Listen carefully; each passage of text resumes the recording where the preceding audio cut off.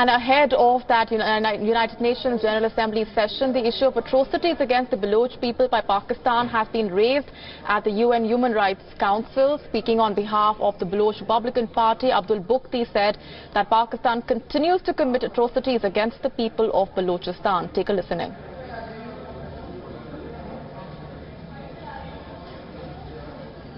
Thank you, Mr. President. Pakistan continues to violate the basic human rights standards in Balochistan, including social, civil, political, economic and cultural rights of the Baloch people.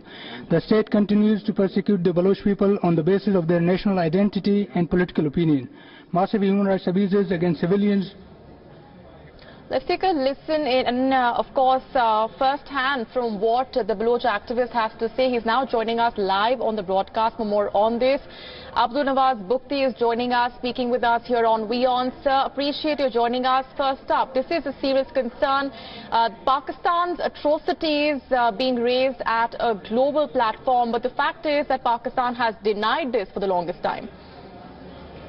It is indeed a very positive effort to highlight the issues on international forum like the United Nations Human Rights Council, and we have been doing this for past many years. And the difference now is that more countries are now listening to the voices coming from Balochistan and the atrocities that Pakistan is committing there for past many years. So it is a very positive effort for us. Sir, not just from specifically one quarter, we've had European lawmakers speaking in the same sentiment and same voice as well, echoing concerns that have been raised by people on the ground. What action do you hope comes out after this issue is rigged up in the strongest level at the UNHRC?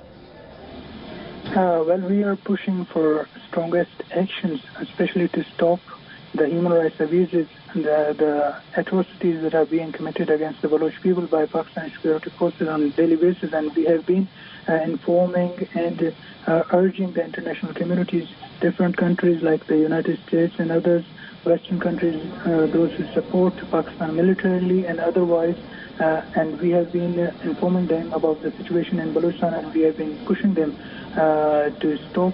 First of all, stop the military and the financial aid to Pakistan, and then to take action on what is happening on Balochistan. Sir, we've seen that each time protesters also on ground raise their voice, they are silenced. Over the last few months, if you can elaborate for our viewers, the situation on ground has worsened.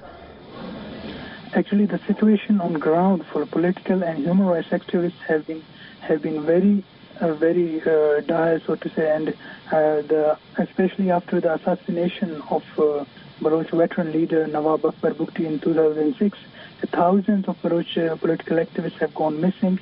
Hundreds of them have been turned up dead, bearing the mutilated dead bodies and signs of torture, and they have been kept for years, in some cases in torture cells by the Pakistani security forces and intelligence agencies.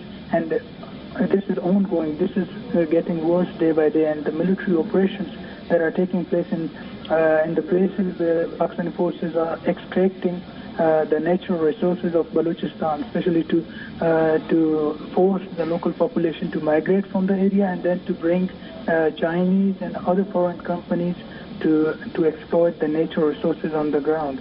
So there is absolutely, actually all the Baloch NGOs and Baloch political parties are banned in Pakistan. Their activities are not allowed, and if anybody comes out to protest against those atrocities, they commit those heinous crimes against humanity, such as torture, enforced disappearances, and extrajudicial killings.